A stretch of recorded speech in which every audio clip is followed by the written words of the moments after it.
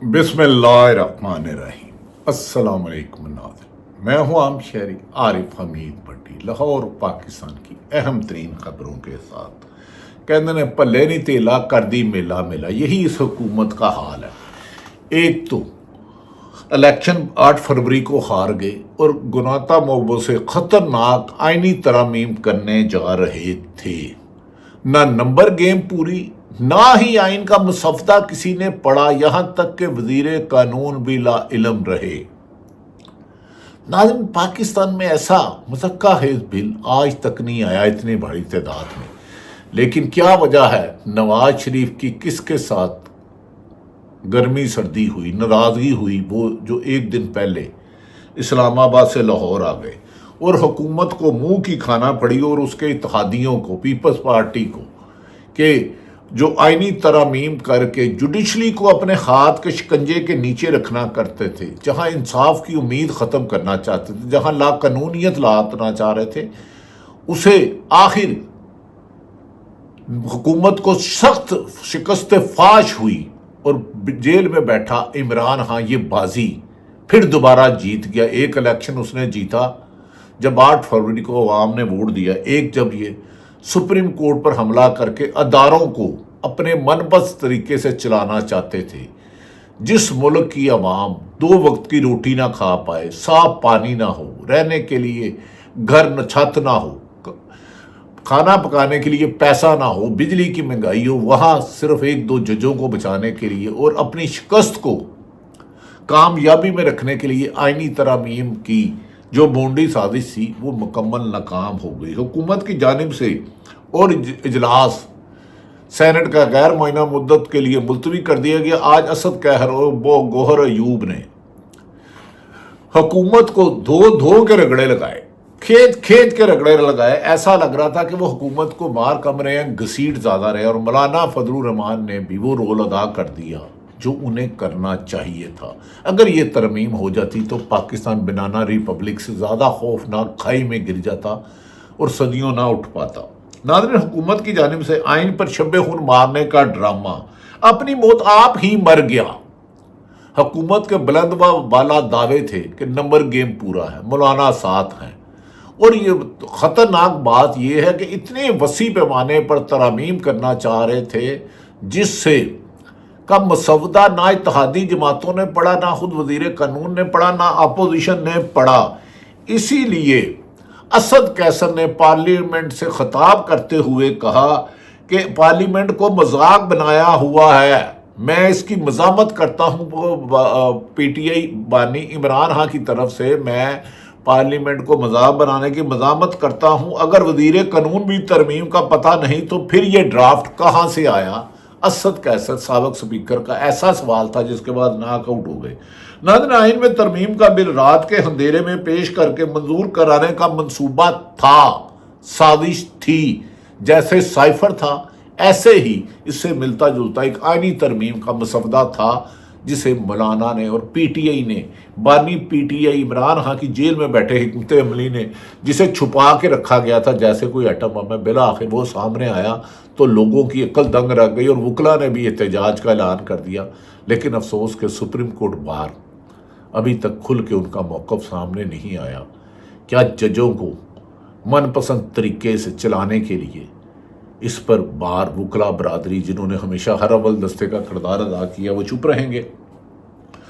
नाज़रीन, इस मंसूबे को पीटीआई की पार्लियामानी पार्टी ने बानी पीटीआई इमरान खान अडयाला जेल में जो कैद हैं को की हदायत पर, जिस तरह बैरिस्टर गोहर अली, उमर अयूब, असद कैसर शामिल हैं, उन्होंने बड़ी खूबसूरती से नाकाम बनाया है। और मौलाना फजलुर रहमान भी आखिरी मौके पर इनके लालच में नहीं आए।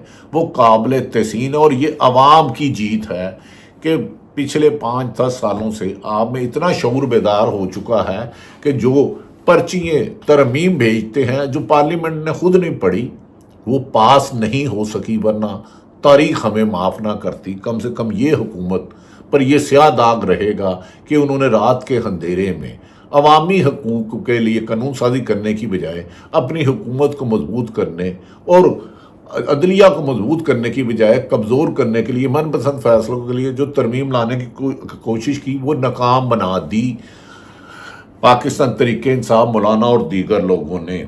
اس جو ناکام بنا دی گئی ہے پی ٹی آئی بنی گئی، اس مقصد کے لیے حکومت کو مولانا فضل الرحمان کے ووٹ درکار تھے۔ درجنوں ملاقاتیں حکومتی وزراء کی وزیر اعظم کی مولانا فضل الرحمان سے ہوئی اور ہر قسم کی آفر ہوئی، اور پی ٹی آئی کی بھی درجنوں ملاقاتیں ہوئی کہ پی ٹی آئی نے ان کی امامت میں نماز پڑھی۔ لیکن یہ ملک کی بقا کا مسئلہ تھا، یہ مقصد نہیں ہے نا کہ مولانا کے صاحب کے پاس کوئی چل کے گیا یا مولانا صاحب آئے۔ جب ملک میں آئین شکنی کرتے ہوئے آئین سازی کی جائے تو پھر چھوٹے چھوٹے اختلاف بڑھا دینے چاہیے، اسی کا میں نتیجے میں یہ کامیابی ہوئی ہے۔ ناظرین، اس مقصد کے لیے مولانا فضل الرحمان کے ووٹ درکار تھے، جنہیں انہوں نے حکومت نے ہمیشہ نظر انداز کیا۔ عمران خان کی حکومت پر بھی ان کے خلاف ان سے مولانا سے لانگ مارچ کروایا اور خود نواز شریف باجوے سے ڈیل کر کے خواجہ آصف کے مطابق ملک سے فرار ہو گئے۔ فضل الرحمان کے ووٹ درکار تھا۔ جو ہی انہوں نے حکومت رات گئے اندھیرے میں مولانا فضل الرحمان کو منانے کے لیے حکومتی عہدیدار پہنچنا شروع ہوئے، اسی دوران بانی P T I Imran Khan کی ہدایت پر اسد قیصر نے اسی وقت مولانا فضل الرحمان کو انگیج کرنا شروع کر دیا اور بیرسٹر گوہر حکومت کی ملاقات میں مولانا کے پاس پہنچے اور انہیں اصل صورت حال سے آگاہ کیا۔ انہوں نے کہا مجوزہ جو ترمیم لائی جا رہی ہے اس سے سیاست دانوں کا رول ایک ٹیشو پیپر کی طرح رہ جائے گا، سیاست دانوں کا رول ختم ہو جائے گا۔ پہلے ہی جمہوریت کو لاچار کر دیا گیا ہے۔ مولانا صاحب کو ساری صورتیں اس ملاقات کے نتیجے میں مولانا فضل الرحمان نے مسودہ ملے بغیر ووٹ دینے سے صاف انکار دیا حکومت کو۔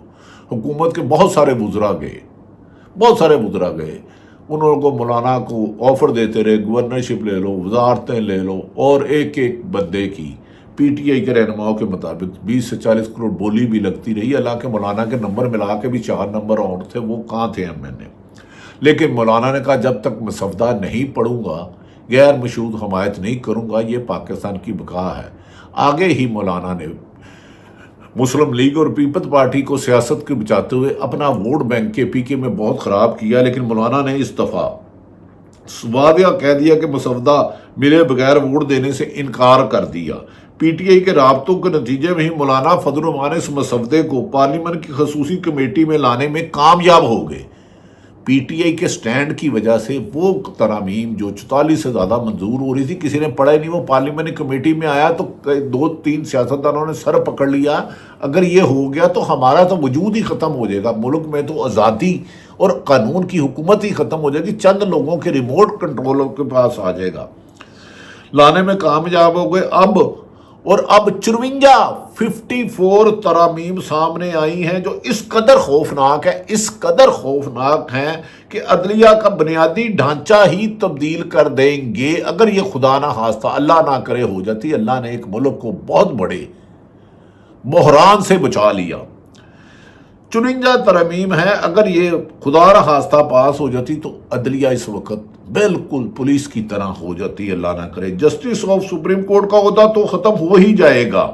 آئینی عدالت کے قیام کے بعد chief justice of supreme court کا عہدہ تو ختم ہو ہی جائے گا، جو مجوزہ ترمیم کا بل سامنے آیا ہے۔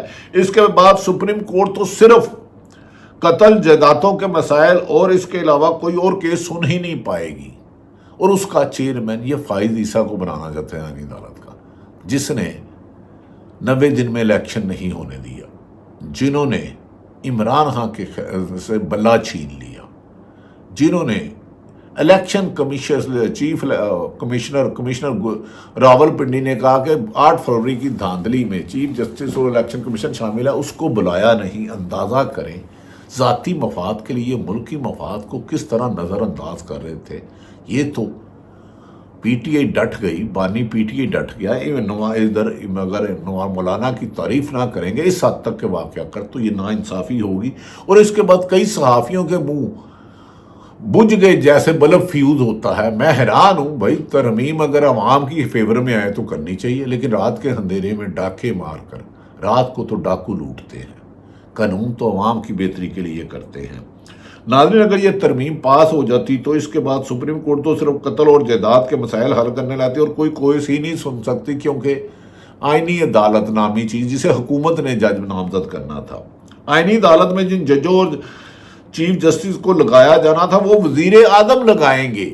تو جو وزیر اعظم لگائیں گے جو فارم 47 کے تحت خود ہار چکے ہیں، 17 سے 20 سیٹیں لی ہیں ہارون رشید کے مطابق، انہوں نے کیا آئینی قرار آنا تھا؟ پھر تو آئین ہی 73 کا ختم کرنا چاہتے تھے جو پی ٹی آئی نے اور مولانا نے بچا لیا۔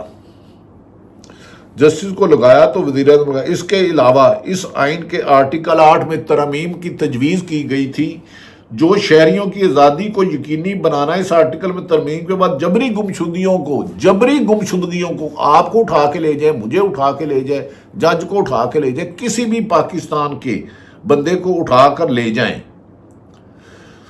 8ویں ترمیم کی گئی ہے جو شہریوں کی آزادی کو یقینی بناتا ہے۔ اس آرٹیکل میں ترمیم کے بعد جبری گمشدگی کو آئینی تحفظ دینے کی کوشش کی گئی کہ کوئی اپنے گھر میں، باہر میں، شہر میں محفوظ نہیں، کسی کی ماں بہن نہیں۔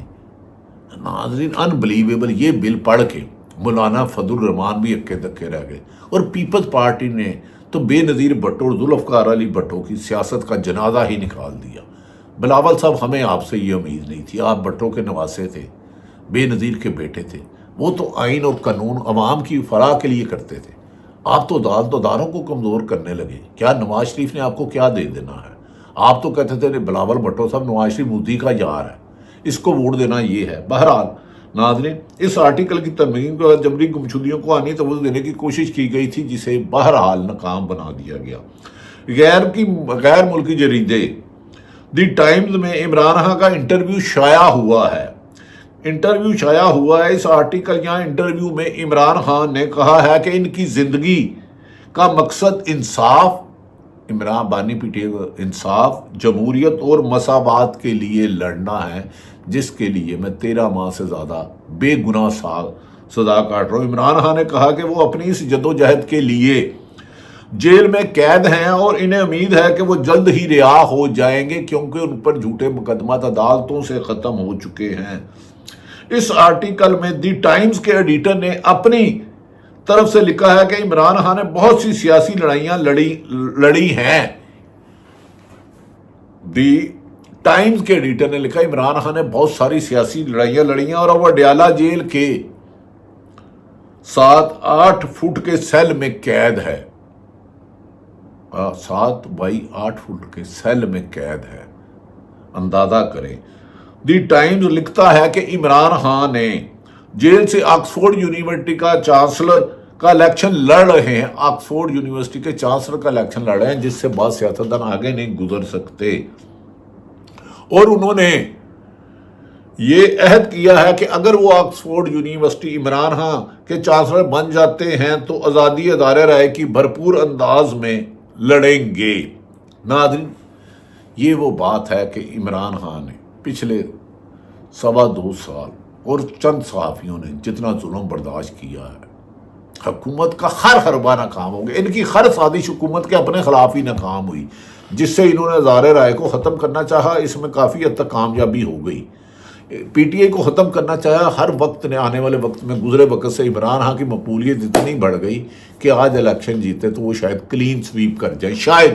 ناظرین یہ وہ صورتحال ہے کہ پاکستان ایک بہت بڑے غیر آئینی کام کو آئینی کرنے کے میں آج حکومت ناکام ہوئی۔ یقیناً اس کا کریڈٹ پی ٹی آئی، مولانا فضل الرحمان اور ان لوگوں کو جاتا ہے جنہوں نے اس اندیکھی انسانوں کی گمشدگی کو بھی کیا تھا۔ یہ نون لیگ کے جیسے 98 میں انہوں نے سپریم کورٹ پر حملہ کیا، ایک اور حملہ سیاہ ان کے اوپر مہر ہو گئی ہے۔ اللہ تعالیٰ پاکستان کا حامی و ناصر ہو۔ پاکستان زندہ۔